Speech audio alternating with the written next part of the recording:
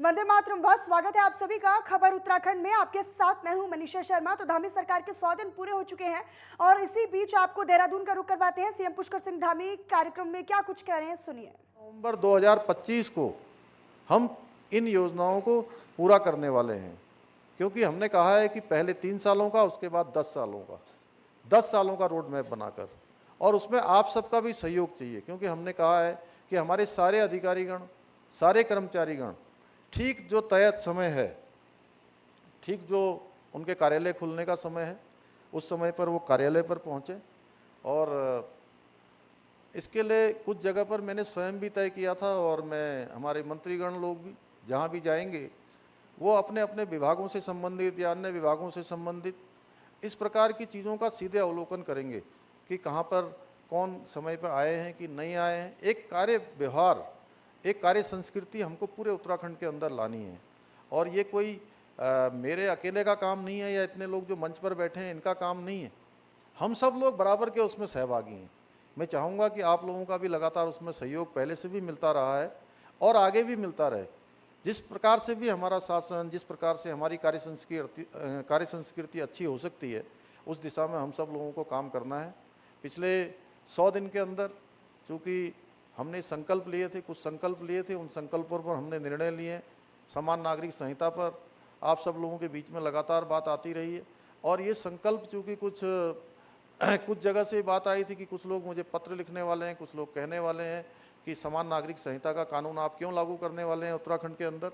तो हमने कहा है कि ये हमने जो लागू करने से पहले हम उत्तराखंड की देवतुल्य जनता के दरबार में गए हैं, और उससे पहले हमने जनता के सामने 12 फरवरी 2022 को एक संकल्प रखा था कि हम नई सरकार के गठन होते ही हम उत्तराखंड के अंदर सभी के लिए एक समान कानून लाएंगे, क्योंकि उत्तराखंड देवभूमि है। उत्तराखंड हमारा 2 अंतर्राष्ट्रीय सीमाओं से लगा हुआ राज्य है। ये गंगा का प्रदेश है, ये हमारा सैनिक बाहुल्य प्रदेश है। प्रत्येक परिवार से कोई न कोई सेना में देश के अंदर कहीं ना कहीं अपनी सेवाएं दे रहा है। ये धर्म, अध्यात्म और संस्कृति का केंद्र है, जहाँ नदियों से आच्छादित है, जहाँ वनों से आच्छादित है, वहाँ पर्वतों से आच्छादित है, और जहाँ पर पूरी तरह से एक मैं कहूँ कि अध्यात्म की नगरी, धर्म की नगरी किसी को कह सकते हैं, तो हमारे मेरे उत्तराखंड को कह सकते हैं। इसलिए उत्तराखंड के अंदर कानून व्यवस्था अच्छी होनी चाहिए, यहाँ पर सबके लिए एक समान कानून होना चाहिए। तो उस दिशा में हम आगे बढ़े, और हमने जो संकल्प लिया था, जो हमने घोषणा करी थी सरकार के गठन होते ही, हमने उस दिशा में आगे बढ़कर पहले हमने मंत्रिमंडल में फैसला लिया, और मंत्रिमंडल में फैसला लेने के बाद हमने सेवानिवृत्त न्यायाधीश रंजना प्रकाश देसाई के नेतृत्व में एक कमेटी का 5 सदस्यीय कमेटी का गठन कर दिया है। वो कमेटी हमारा काम कर रही है और सारे हितधारकों से बात करेगी। सारे हितधारकों से बात करने के बाद, और उत्तराखंड के अंदर मैं, राधा मैम यहाँ बैठी, मैं इनसे कहूँगा, चूँकि गृह विभाग की भी आप अपर मुख्य सचिव हैं, तो ये हमारे जो कमेटी है, जिस प्रकार से हमने बजट से पूर्व संवाद किया था, उसी तरीके से हम चाहेंगे कि हमारी जो एक कमेटी है, वो कमेटी भी हमारे जो है कम से कम कुछ स्थानों पर जाकर जो है लोगों के विचार ले, लोगों के सुझाव ले, और कुछ उनकी वेबसाइट इत्यादि जारी हो जाए, जिससे कि लोगों के जो है उसमें सीधे सीधे सहभागिता आएगी। मेरा ये मानना है कि हमारे उत्तराखंड के अंदर जो भी काम है, जो भी हमारी आगे के बनने वाले कार्यक्रम है, उन सभी में जन सहभागिता होनी चाहिए। और बजट से पूर्व भी हमने इस प्रकार का संवाद किया था, और बजट में जो लोगों के प्रमुख समूहों के बीच में से, अलग अलग किसानों के समूह से, व्यापारियों के समूह से, उद्योग मित्रों के बीच में से, बुद्धिजीवियों के बीच में से, पर्यावरण में काम करने वाले लोगों के बीच में से जो भी सुझाव आए थे, उन सुझावों को अधिकतर हमने कोशिश करी है कि उनको अपने बजट में समाहित करें, उनको बजट में सम्मिलित करें। इस प्रकार से सम्मिलित किया है। इसी प्रकार से हमने एक संकल्प और लिया था कि हम उत्तराखंड के अंदर जो हमारे अंत्योदय के कार्ड धारक हैं, उन अंत्योदय के कार्ड धारकों को 1 साल के अंदर 3 सिलेंडर मुफ्त में देने की हम योजना लाएंगे। ये हमारे चुनाव से पूर्व का संकल्प था, और चुनाव के बाद हमने इसकी व्यवस्था कर दी है, और उसमें धनराशि का प्रावधान भी कर दिया है, उसका शासनादेश भी कर दिया है। जल्दी हम ये योजना लागू करने वाले हैं। इसी प्रकार से वृद्धावस्था पेंशन है, विकलांग पेंशन है, हमारी विधवा अवस्था पेंशन है, इसकी पेंशन की राशि बढ़ाई है। पहले 1200 रुपये होती थी, अभी 1500 रुपये कर दी है। परिवार में एक दंपति को, जैसे 2 बुजुर्ग दंपति होते हैं, उसमें से एक को मिलती थी, एक को नहीं मिलती थी, हमने दोनों को देने की व्यवस्था करी है। भ्रष्टाचार को लेकर हमने 1064 एक नंबर हमने लॉन्च किया हुआ है और इस नंबर को और सशक्त और प्रभावी तरीके से काम करे और व्यवहारिक रूप से काम करे, उस दिशा में हम लगातार समीक्षा कर रहे हैं। उसको बढ़ाने पर, उसकी तीव्रता पर, उसकी जो है प्रभावशीलता पर, तीनों चीज़ों पर एक साथ हमने कहा है विभाग के लोगों को कि तेज़ी से काम हो, जिससे कि भ्रष्टाचार पूरी तरह से जड़ से समाप्त हो। इसी प्रकार से हमारे जो सफाई कर्मचारी लंबे समय से उनकी मांग रहती थी कि हमको जो है हमारा मानदेय बढ़ना चाहिए, किसी को 150 मानदेय मिलता था, किसी को 200 मिलता था, किसी को 250 मिलता था, हमने सभी को 500 रुपये मानदेय किया है। ऐसे तमाम सारे हमने निर्णय लिए हैं और आगे हम बहुत सारे निर्णय लेने वाले हैं। एक एक पल और एक एक क्षण हमने उत्तराखंड की देवतुल्य जनता को समर्पित किया है। हमारी सरकार आगे भी एक एक दिन का प्रयोग करते हुए, एक एक दिन का उपयोग करते हुए उत्तराखंड के हित में जो निर्णय होंगे उन निर्णयों को हम लेंगे। माननीय प्रधानमंत्री जी का मैं धन्यवाद करता हूं कि उन्होंने समय समय पर जो भी बातें हमने उत्तराखंड के हित में उनके सामने रखी हैं, उन्होंने सभी पर हमको जो है भरोसा दिया है, उन्होंने काम किए हैं। आज बाबा बद्रीनाथ का जो मास्टर प्लान है उस पर भी तेज़ी से काम शुरू हो गया है। केदार बाबा का प्रांगण का पुनर्निर्माण का कार्य चल रहा है। ऑल वेदर 4 धाम पर बनने वाली सड़कें, उस पर निर्माण कार्य बहुत तेज़ी से चल रहा है। पिछले दिनों कुछ माननीय न्यायालय में ये मामला विचाराधीन होने के कारण से कुछ उसमें थोड़ी उसकी तेज़ी में कमी आई थी, लेकिन हमने न्यायालय में ठोस पैरवी की उच्चतम न्यायालय में, और उसमें भी हमको जो है न्यायालय ने अब काम करने की अनुमति प्रदान कर दी है। तो जल्दी जो काम रुके हुए वह भी पूरे हो जाएंगे। इसी प्रकार से भारतमाला जो प्रोजेक्ट है, भारतमाला प्रोजेक्ट में एक कोने से दूसरे कोने को जोड़ने का काम हो रहा है, और साथ में मानस खंड मंदिर माला मिशन, उसको भी हमने प्रस्तावित किया है, जिसमें पूरे क्षेत्र के मंदिरों को जोड़ने का काम होगा। ऋषिकेश से कर्णप्रयाग रेलवे लाइन बहुत तेज़ी से उस पर काम चल रहा है। उसके जितने भी काम हैं उसकी माननीय प्रधानमंत्री जी के द्वारा समीक्षा हो रही है, और मैं भी स्वयं जाकर देखता हूँ कि हम जल्दी से जल्दी उस काम को पूरा करें। और हमारे पहाड़ के अंदर जो एक ट्रेन जाना एक सपना जैसा था, जल्दी ही वो सपना हमारा साकार होने वाला है। अनेकों क्षेत्रों में, फलों के क्षेत्र में, औद्यानिकी के क्षेत्र में आज केंद्र की चलने वाली जितनी योजनाएं हैं, उन योजनाओं को लगातार उनका ऑब्जर्वेशन करने का काम हम लोग स्वयं करेंगे। एसएलबीसी की जो बैठक है वो जल्दी हमने प्रस्तावित की है, जिससे कि हमारी स्वरोजगार के क्षेत्र में चलने वाली जितनी भी योजनाएं हैं उन योजनाओं पर भी जो है ठीक ठोस धरातल पर काम हो। अन्यथा बहुत बड़ी औपचारिकताओं के चक्कर में कई बार जो लोग हैं वो उन योजनाओं में काम करने की बजाय उसको छोड़कर चले जाते हैं। इसलिए ऐसी स्थिति ना आए, उसको लेकर एसएलबीसी की लगातार बैठक हो।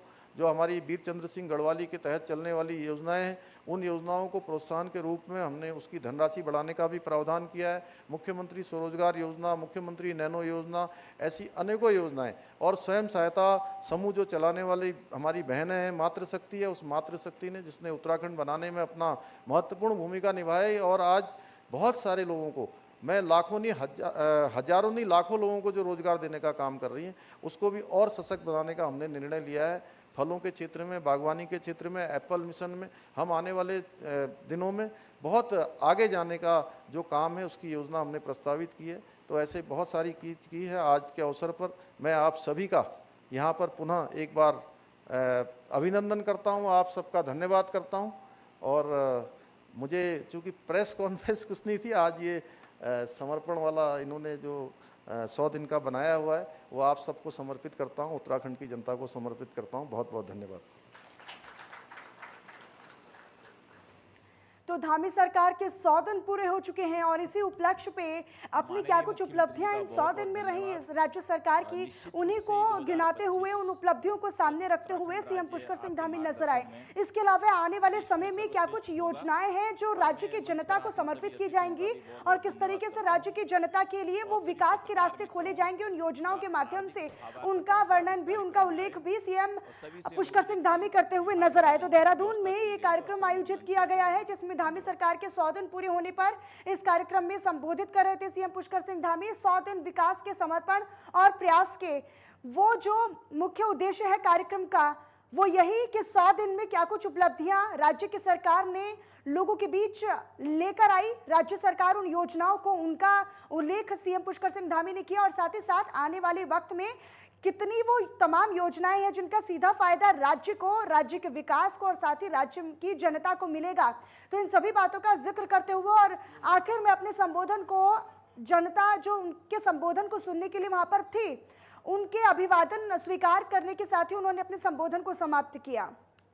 तो सीएम पुष्कर सिंह धामी संबोधित कर रहे थे। धामी सरकार के दरअसल 100 दिन पूरे हो चुके हैं और इसी को लेकर विकास पुस्तिका का विमोचन भी सीएम पुष्कर सिंह धामी की तरफ से हुआ और सूचना विभाग ने तैयार की है ये पुस्तिका, जिसका विमोचन सीएम पुष्कर सिंह धामी की तरफ से किया गया। आपको बताएं कि 100 दिन पूरे हो चुके हैं धामी सरकार के, क्योंकि प्रचंड बहुमत के बाद फिर से धामी सरकार को ही लोगों ने आश्वस्त और आश्वासन के साथ राज्य की कमान सौंपी और यही वजह है कि दूसरे कार्यकाल के 100 दिन पूरे हो चुके हैं धामी सरकार के। और चलिए खबरों में आगे बढ़ते हैं। उत्तराखंड के सीएम पुष्कर सिंह धामी ने राज्य सरकार के 100 दिन पूरे होने पर चीड़बाग देहरादून में शौर्य स्थल पर माल्यार्पण कर शहीद सैनिकों को श्रद्धांजलि दी।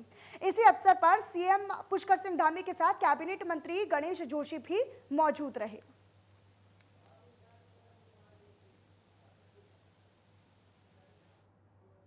फिलहाल यहाँ पर वक्त एक छोटे से ब्रेक का है, फौरन लौटेंगे।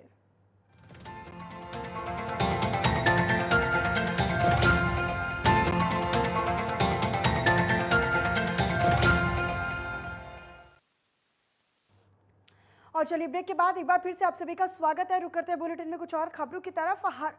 उत्तराखंड में 23 मार्च को मुख्यमंत्री पुष्कर सिंह धामी ने शपथ ली थी और जिसके बाद आज धामी 2.0 के इस कार्यकाल को 100 दिन पूरे होने जा रहे हैं।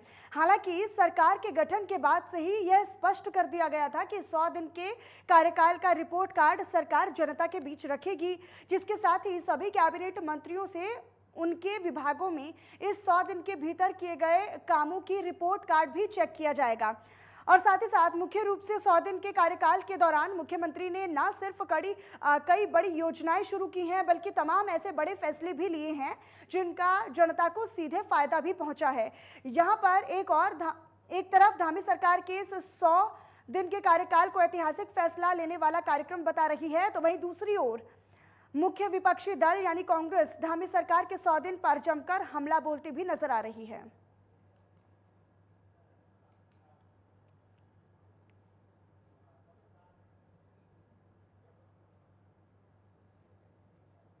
सौ दिनों में हमने प्रयास किया है, हमने समर्पण, प्रयास और संकल्प तीनों को लेकर हम आगे बढ़ रहे हैं और इस आधार पर 2025 के लिए हमने सभी विभागों को योजना बनाने के लिए कहा है कि 100 दिनों में एक जो फाउंडेशन हमने तैयार की है, कुछ हमने फैसले लिए हैं जिसमें समान नागरिक संहिता पर हमने फैसला लिया है, 3 सिलेंडर मुफ्त में देने पर हमने फैसला लिया है।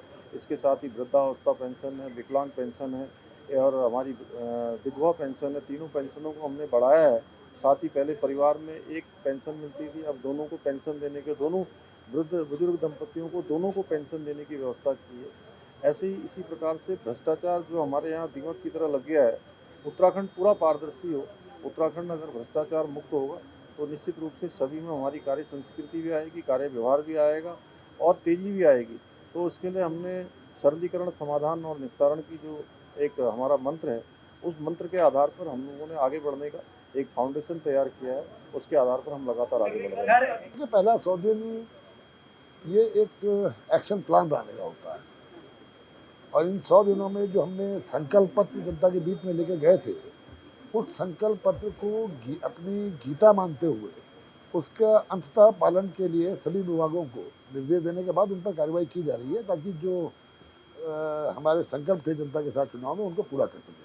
कुल मिलाकर के 5 साल का एक प्लान बनाने की तैयारी कि आपका वर्किंग प्लान क्या होगा, किस वर्किंग प्लान पर आप चलेंगे, उसको तकरीबन सभी विभागों ने पूरा किया और अब उसके क्रियान्वयन को लेकर हम काम करेंगे। डबल इंजन पूरी तरीके से फेल है, केंद्र सरकार इनको मदद नहीं कर रही। 2000 करोड़ का घाटे का बजट प्रस्तुत किया गया, राज्य को 105 हजार करोड़ के कर्जे में डाल दिया। एक व्यक्ति प्रति व्यक्ति 95,000 के घाटे में है, कर्जे में है। तो ये हालात है, कोई बड़ा काम नहीं दिखता। जहां तिवारी जी, हरीश रावत जी इत्यादि के समय के बड़े काम, खंडूरी जी के टाइम के बड़े काम, लेकिन इधर 5 सालों में तो कोई काम नहीं दिखाई दे रहा। केवल वादे करना और घोषणाएं करने से कोई विकास नहीं होता, कोई उसमें नंबर नहीं दिया जा सकता। अब देखिए ना, हर सरकार का एक रोड मैप, एक विजन दृष्टि होती है 5 साल के लिए, और ये 100 दिन जो है वो उस जो लक्ष्य है, जो दृष्टि है, जो संकल्प है, उसकी छाप छोड़ती है, ये 100 दिन छाप छोड़ेंगे, लेकिन कहीं नहीं दिखाई दे रहा है कि जो प्रचंड बहुमत की सरकार है वह कहीं पर भी उस विजन को धरातल पर उतार पाई हो। माननीय मुख्यमंत्री श्री पुष्कर सिंह धामी जी के नेतृत्व में प्रदेश सरकार के 100 दिन अपने आप में ऐतिहासिक उपलब्धियों के दिन हैं। इनमें जो हमने जनता के साथ वादे किए थे उनको एक के बाद एक करके पूरा किया जा रहा है। और वही खबरों में आगे बढ़ते हैं। उत्तराखंड में खाद्य विभाग में हुए तबादलों को लेकर मुखर होकर अपने ही विभागीय सचिव की शिकायत पर कार्रवाई की मांग करने वाली मंत्री रेखा आर्य के सुर बदल गए हैं। दरअसल सूत्रों की माने तो सीएम पुष्कर सिंह धामी की नाराजगी के बाद अब मंत्री के सुर बदल गए हैं। कि मैं समझती हूँ कि जो भी चीज़ हमने कही वो निश्चित रूप से जनहित में, जनप्रतिनिधियों के हित में, उस परिप्रेक्ष्य में थी। और मैं समझती हूँ आगे भी जो निर्णय होंगे सरकार की ओर से होंगे वह भी जनता की आवाज़ को सुनते हुए होंगे। मैंने आपको कहा कि जनता के हित में होंगे तो जनहित में होंगे, जनप्रतिनिधियों के क्योंकि सरकार जो है वो जनता की सरकार है और जनता की आवाज़ के परिप्रेक्ष्य में ही निर्णय भी होंगे। और वहीं उत्तराखंड में पिछले कई दिनों से मंत्रियों के बीच चल रहे अनबन पर पूर्व सीएम हरीश रावत का बयान भी अब सामने आ चुका है। दरअसल पूर्व सीएम ने ये कहा है कि जिस वक्त गरीबी, बेरोजगारी जैसे बिंदुओं पर लड़ना चाहिए उस वक्त मंत्री और सचिव एक दूसरे से ही लड़ रहे हैं।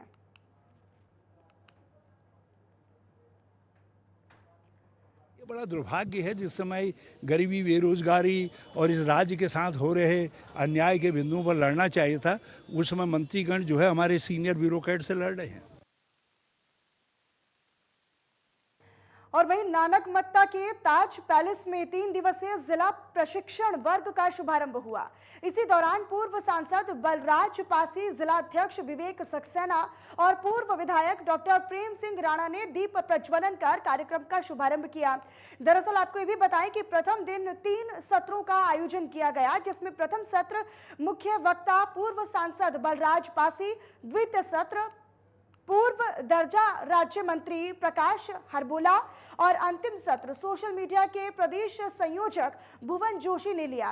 वहीं 3 दिवसीय इस प्रशिक्षण वर्ग में 12 अलग अलग सत्रों के माध्यम से कार्यकर्ताओं को विभिन्न विषयों से प्रशिक्षण किया गया और साथ ही साथ इस दौरान कार्यक्रम में जिले के समस्त पदाधिकारी, जिले के सभी मंडलों के अध्यक्ष और महामंत्री भी मौजूद रहे।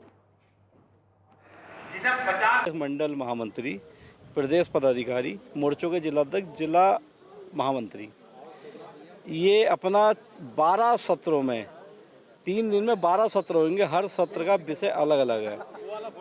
प्रशिक्षण वर्ग आम बैठकों से अलग है। इसकी एक गरिमा होती है। आपने देखा होगा मंच पे पहला उद्घाटन सत्र था, उसमें मुख्य वक्ता, जिला अध्यक्ष और विशिष्ट अतिथि बैठे थे। दूसरे सत्र में मुख्य वक्ता और उस सत्र के अध्यक्ष बैठे थे, जिला अध्यक्ष भी सामने बैठे थे और सभी पदाधिकारी सामने बैठे थे। पहले सत्र का विषय था भाजपा का इतिहास एवं विकास।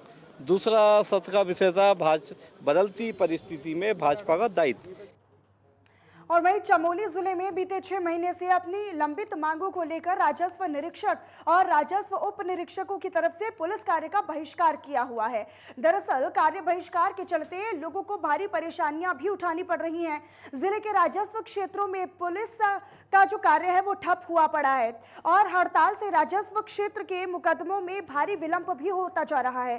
साथ ही साथ राजस्व पुलिस में नायब तहसीलदारों की कमी के कारण कार्य संपादन में आ रही है और कठिनाइयों को देखते हुए जिलाधिकारी ने बड़ा फैसला लिया है। अपने आदेश में उन्होंने दरअसल ये कहा है कि जनहित में कानून व्यवस्था को देखते हुए राजस्व क्षेत्रों के सभी पुलिस कार्य अब राजस्व पुलिस या फिर नायब तहसीलदारों की बजाय नियमित पुलिस को दिए गए हैं। जिलाधिकारी हिमांशु खुराना ने यह भी कहा आगे कि यह आदेश तब तक प्रभावी रहेगा जब तक हड़ताल खत्म नहीं होगी और या फिर शासन से कोई आदेश इस संबंध में प्राप्त नहीं होगा। ये एक राजस्व पुलिस के जो लंबित कार्य हैं और उसमें जो एक कार्य बढ़ता जा रहा था और योजनाओं में विलंब होने के कारण एक टेम्पररी आदेश हमारे स्तर से निर्गत किया गया है कि जब तक इसका निस्तारण शासन स्तर पर नहीं होता है तब तक के लिए जो कोई भी अपराध राजस्व क्षेत्र में घटित होते हैं तो वह नियमित पुलिस के द्वारा उसका निरीक्षण किया जाएगा। और चलिए फिलहाल इन्हीं खबरों के साथ खबर उत्तराखंड में इतना ही। आप बने रहिएगा नेटवर्क 10 के साथ। जय हिंद।